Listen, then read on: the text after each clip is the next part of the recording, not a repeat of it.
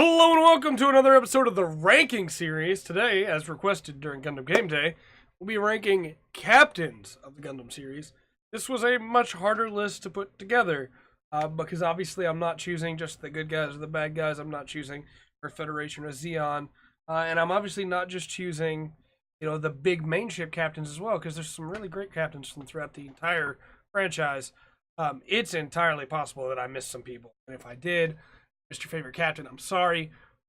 Put them in the description down below. But I went through every Gundam series in my head and then tried to remember every single warship in every single Gundam series. And this was the list that I came with afterwards. So with that said, as always, we're going to start at the top and work our way down. I'm trying to decide how I want to treat people that are also pilots, but were once captains or became captains after they were pilots, because I feel like they should be a little bit higher or a little bit lower on the list, or maybe not even part of this list. But regardless, we're going to look at them as captains, not as pilots. How they did as captains. And with that said, number one has to be Captain Bright. No ands, ifs, or buts about that. Bright Noah is the single best captain, in my opinion, in all of Gundam. Bright Noah is amazing.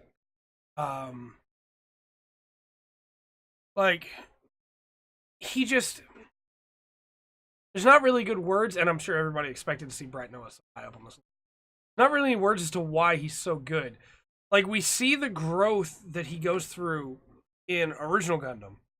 And as he moves through and up through Zeta and into Double Zeta and then into Char's counterattack and then in Unicorn, like, we just see the waves from how he started everything and what changed and how he deals with it. We get to see him, in a bad situation in Zeta, and we get to see him, strive past that. We get to see him continually do better and better. And yes, he's got a lot of problems with his home life, but as a captain, Bright Noah is amazing. After that is where it gets hard, because that was the easy first one. That was no problem.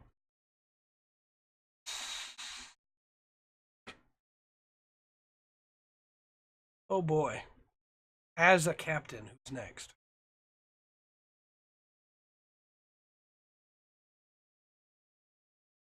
I might put Captain Otto next from Unicorn. I think I will. Captain Otto was like, man, not only did he have that great speech in episode 6, which I still go back and listen to every once, and I'll listen to it again in the course of making this video. But Captain Otto also, he wasn't perfect and he didn't try to act perfect, but he meant well. And he does this thing with his cap where, like, when he's embarrassed, he just brings his cap down over his head. And so much of who Captain Otto is in that little gesture of, like, I'm not going to leave the bridge, but I'm not going to let anybody see what I'm thinking either. And I loved that. We didn't put Zimmerman on this list. All right, well, Zimmerman's on this list now. What is his first name? What is Zimmerman's first name? Hopefully we don't have too many of those happen throughout the course of Suberoa Zimmerman.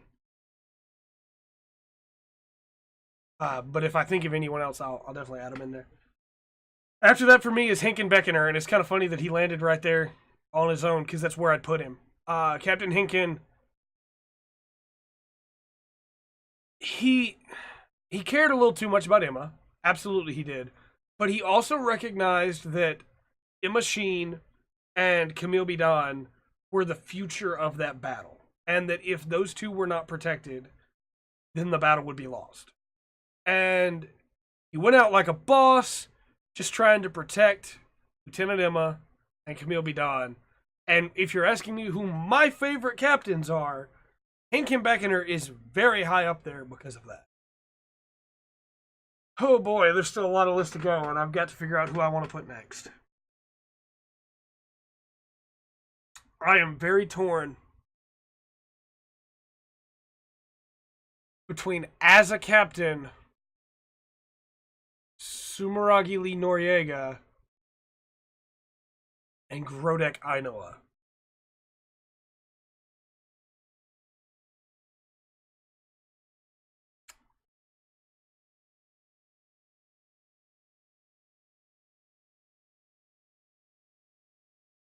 think I'm going to give it to Sumeragi.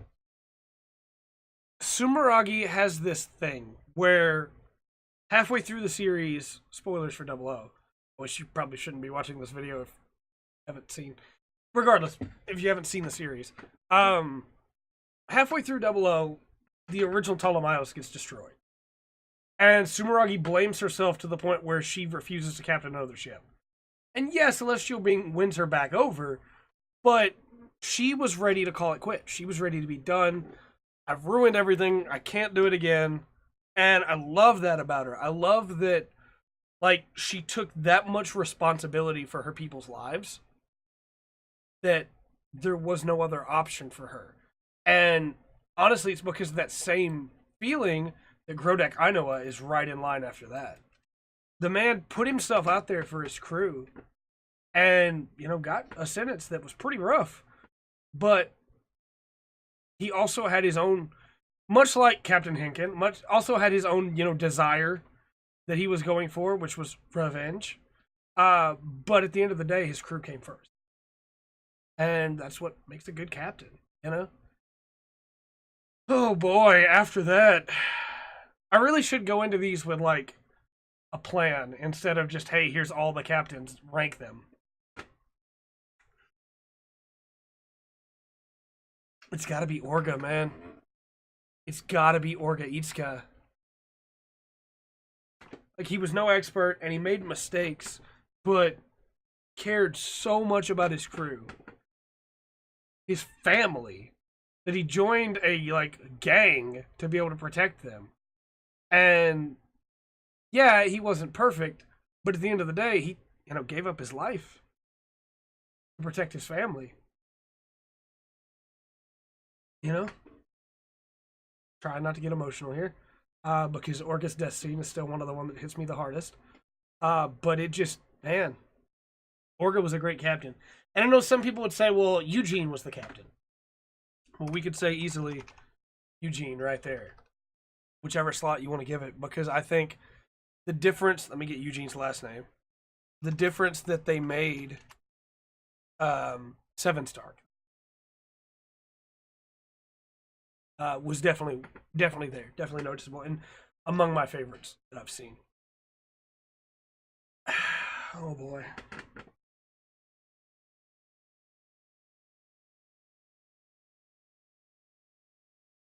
I might have to go ahead and give it to Jamil. Jamil Neate, man. Like, he's not a great person. But his goal of making up for what he had done in the past and trying to make the world just a little bit of a better place, not a lot, he didn't care that much, but he wanted to make a difference, winds up being exactly what Garrett and Ina need. And, you know, Tifa Adil. Jamil looks cool, and he used to be a mobile suit pilot. He controlled all those bits. He's a new type. He's one of the few captains on this list that are a new type. I think Jamil definitely deserves this spot. Millais, however, does not deserve that next spot. She's going to have to get bumped down. I have to go with Ramius. The biggest selling point for me as to why Ramius was not just a great captain, but a great character, is this moment where the man that she loves has died. And instead of giving in to, like, sadness, and instead of, like, falling apart, she immediately orders the next bombardment. And the bombardment is against her former, like, closest friend and confidant, Natarle Badgiruel, who we'll get to later on this list. And she doesn't hesitate, because she can't hesitate. At that point, she has to fight. And so she does. And she does an amazing job of it. She really does. After that, I mean, I'm going to put these two on a split as well. Because of what they do. But Robert Gomez and Jinn definitely are next. Specifically, if you had just had to give it to one of them, it would be to Jinn. But that moment at the end of Victory, where he decides that the loss of one ship could save the entire fight, and he does it without a second thought. Again, it's the Henken moment. It's the, if I don't do this, we lose. But if I do this and I die, we win. So I'm going to do it. And that every time, that's going to get me every time. And, you know, I got to give it to my man Jinn. He did a great job. After that, we talked a lot about sacrifice. We should probably look at some actual good leadership here as well. Because most of these guys that I mentioned had good leadership, and ladies. But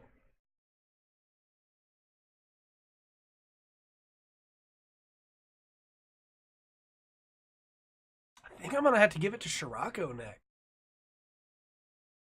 Like, I think Scirocco as a character is extremely interesting. And as a captain, even more so. Because he led the Jupiter fleet to Earth, and yeah, he lost. But because of the decisions that he made and the way he led them, not only was he extremely charismatic, but he had them 100% buying into his plan. And it would have worked had it not been for Camille. I honestly think had it not been for Camille, Scirocco probably would have steamrolled his way through it. So that's really cool in my opinion, and I think he definitely is a good captain. He's not a good person, but he's a good captain. He's a great character, too. After that, you could say the same, honestly, of Char Aznable. He betrayed the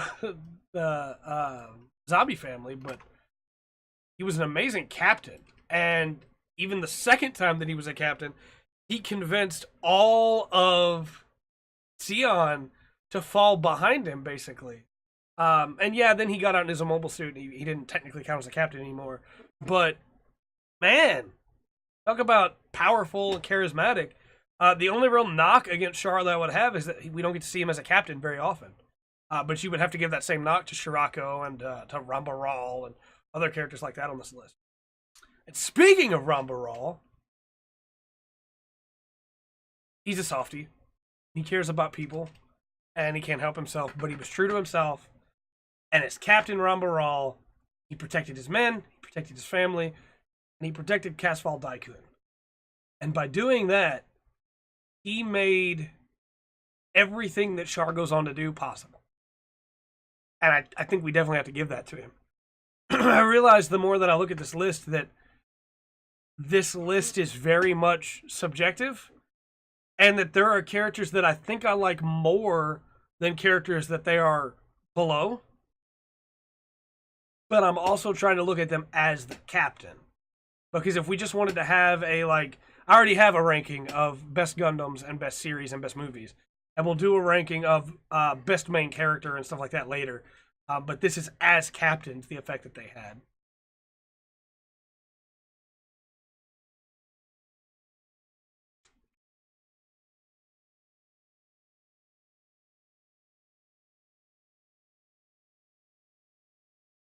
It would probably be Berah Ronah next. Either Berah or Kati. I'm going to give it to Mannequin. Not only is she able to inspire loyalty in her people, she inspired Patrick Kolesauer to become the Immortal just to be able to spend more time with her. But she's a great leader that even when facing against Sumeragi Lee Noriega, is willing to like boost her up a little bit and let her know that, you know, hey, this is not like you. She becomes an amazing captain by the end of the series, to the point where, yeah, commander, captain, same difference, to the point where, not the same difference, I guess technically, they're completely different ranks, but you know what I mean. To the point where she is basically the de facto, like, captain of choice for the A-Laws, and there is no other option, really. They had some great and well-experienced people in the group, but Kati Mannequin is the only one that can do it. And I think that's really cool. And it's for that same reason that I'm going to give some points to Berah Ronah here, because Berah Ronah was able to not just be a captain of the Zanskare, not the Zanskare, the Crossbone Vanguard, but also the previous fleet, the Cosmo Babylonia fleet, Zanskare's Victory. I don't know where I'm pulling that from. And then as the captain of the Crossbone Vanguard, she and the people she leads strike so much fear into an entire army that she becomes basically a legend. And honestly, probably should have been higher up on this list because of that. But I really like Berah Ronah, and it helps that, I really like Cecily Fairchild. Oh boy, I keep looking at Millais here, and she's gonna be, spoilers, she's gonna be much lower on this list than where she is right now.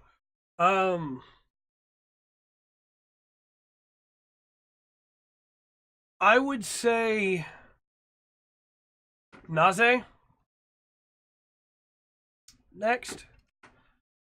Everything that he did for his family. Everything that he did to boost up Orga and boost up his family and make sure they were safe and protected. And yeah, it comes back to hurt.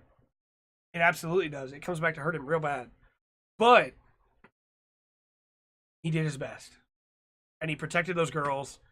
And that's really the best you can ask of a captain, is just to do the best that they can do.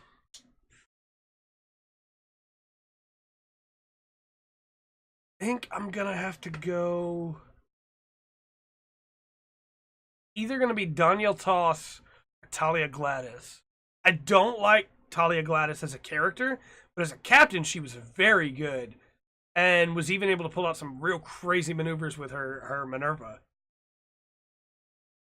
I'm going to give it to Talia, even though as a character I don't like her that much. I think the fact that she was able to lead a very strange crew as the one that she got, and was able to, forge a real spot for herself in the Zaft military. We later find out that someone else was hand with that as well, which kind of draws from her achievements, but she did really well, and I think she deserves to be recognized for that. After that is Donyell Tos, though. One of the few things that I actually really like about G-Reco is Captain Donyell. I think he's really great. I think that his design is cool. I think that his personality is cool. I think that he's a little bit more lenient. He's kind of like Captain Otto in that he kind of just lets things happen, weird as they are, and just, makes it through and does the best that he can with it. The only reason he's this low for me is because at some point he really should have talked to Bellry about his constant side switching. He really should have. After that, for sure, is Suberoa Zimmerman. Zimmerman has his problems, and he's not perfect by any stretch of the imagination. Some of the things that he condoned and allowed to happen when working in Full Frontal were really terrible.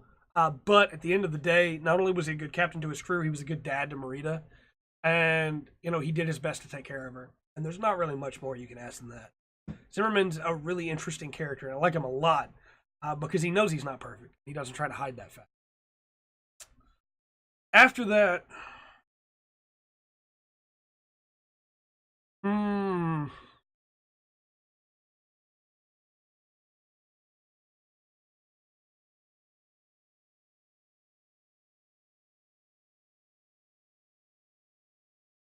I'll probably go Delaz.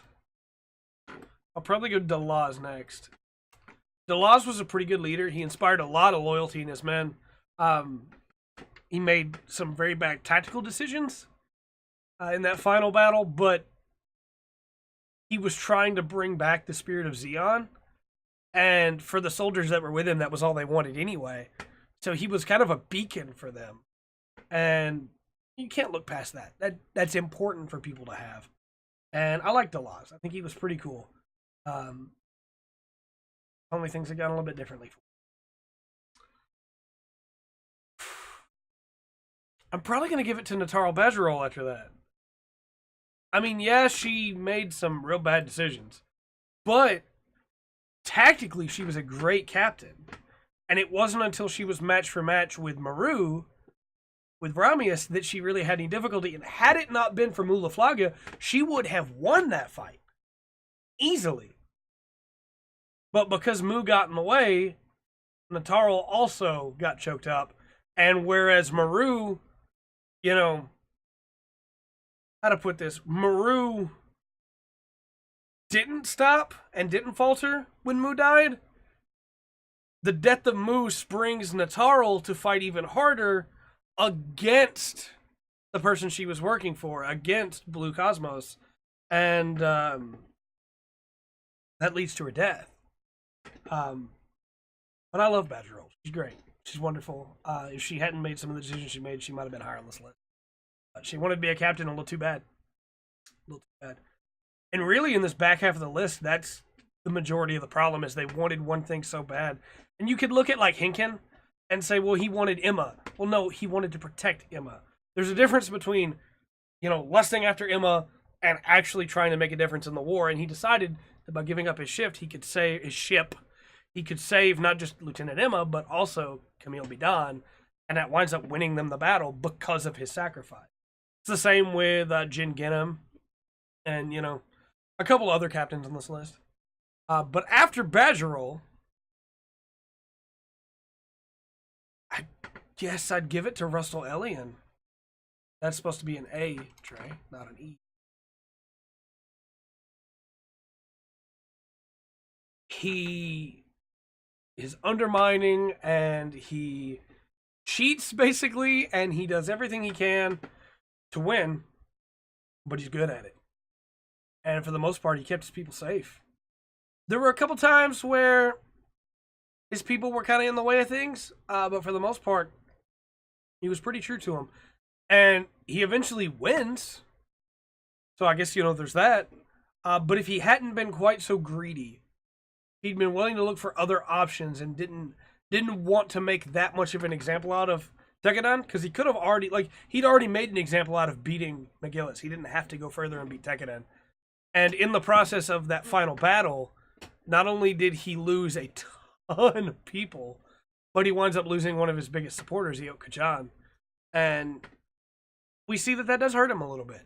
Yeah, he wins, but support for him's not as big as it used to be, and now Kudelia has a step that she can take to take a lot of Rustal Elion's power away that he wouldn't have had to give up otherwise. That flaw is definitely there. After that, I would probably give it to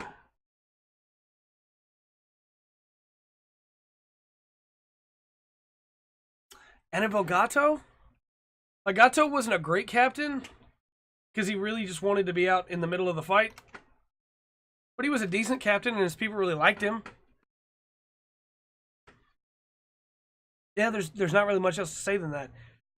He always wanted to be the one doing the attack. He was so fervent in his desire to take back what had been lost from Zeon that, you know, his men mattered to him, but they weren't the most important thing for him. After that, I guess I would say Lacus Clyne. Like, Lacus was a fine captain. Andrew Waltfeld was technically the captain by that point, but like, Lacus did the job just fine. Of the Eternal, there's nothing really to complain about, but there's also nothing really great to talk about. They delivered the meteors to the fight, and that's about it. Same really with Dianna Soleil. Like, Dianna was a great leader, but she wasn't that great of a captain. The Soleil didn't really do that much throughout Turn A, and it was kind of just there. I don't know. This is where things get really tough. I guess Mike as well. Like, the Peacemelian doesn't really do anything under his control either. It just kind of shows up. They just really needed somebody to pilot it. Duo knew a guy. But, you know, he's fine. I like Mike as a character. He doesn't get to do much. I guess you could kind of say the same for Hayato. Hayato is kind of just... he was there. He did his job. It was fine.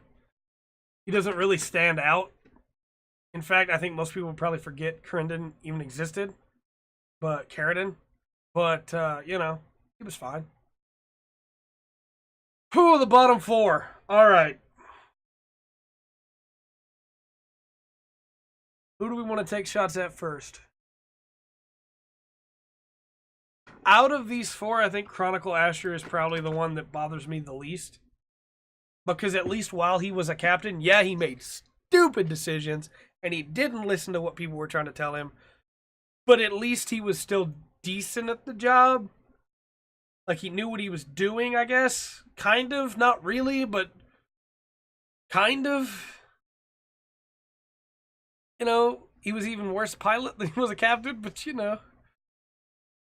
After that, I hate that I'm going to do this, but I'm going to put Kigali above the other two. Because as terrible a captain as Kigali was, and the fact that she didn't really do anything on that bridge, she was at least still a representative of her people, and being there made them feel good that she was there, you know? It raised morale.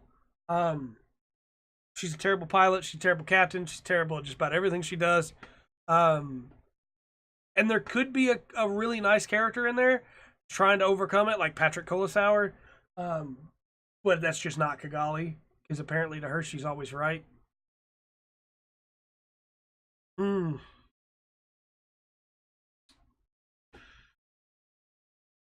guess I'm going to have to go Millais next. She's a terrible captain. She gets a ton of her people killed. She's indecisive at the worst moments. She doesn't know what she's doing. I like her as a character. I really do. I think as a character, she's extremely interesting. But she just doesn't know what she's doing, to the point where Sarek Abyss is constantly having to bail her out, and Flit is constantly having to give her advice. And then her big plan that changes everything kills Sarek Abyss. And it's just like, oh man. Oh man, Millais. Finally, we got my man Flit Asuno. You know me, and you remember from the last video, I love Gundam Age so much. Gundam Age is one of my favorites. And oh no, I was trying to get that shadow. I pulled the green screen off. Okay, there we go. I love Flit Asuno. Flit Asuno is amazing. He's one of my favorite characters in all of Gundam. But he's a bad captain. And this hurts to say, but Flit takes the idea that Grodek has of revenge, and he runs it to the extreme, where there's a moment where his son is out there fighting, and he's the captain of the Diva, and like Osamu is out there fighting, and he's like, oh, it'll be fine. Wolf is out there. Don't worry about it. And in that fight, Wolf dies. And Flit's like, no! How did that happen? Like, Flit, you can't just... You're a bad captain. Sorry, buddy. You're a bad captain. You need to go back to captain school. You need to learn what you're doing. I love you as a character, but you're a bad captain. Somehow we reached the end of this list. Let me know in the comment section down below where you would change this list. And if you don't think we should have included pilots, just take the pilots off the list, and there's your list. I'm decently happy with how this list turns out. I'm surprised at some of the placements, because again, I don't do any thought beforehand. I just go when I'm looking at them. But I'm pretty decently happy with this. I love Flit. I wish he was a better captain. But until next time, let me know in the comment section down below what you would like to see me rank next throughout the Gundam franchise or out of the Gundam franchise. We can expand a little bit. But until next time, remember to always enjoy the full spectrum the Gundam and the captains of the warships in Gundam have to offer.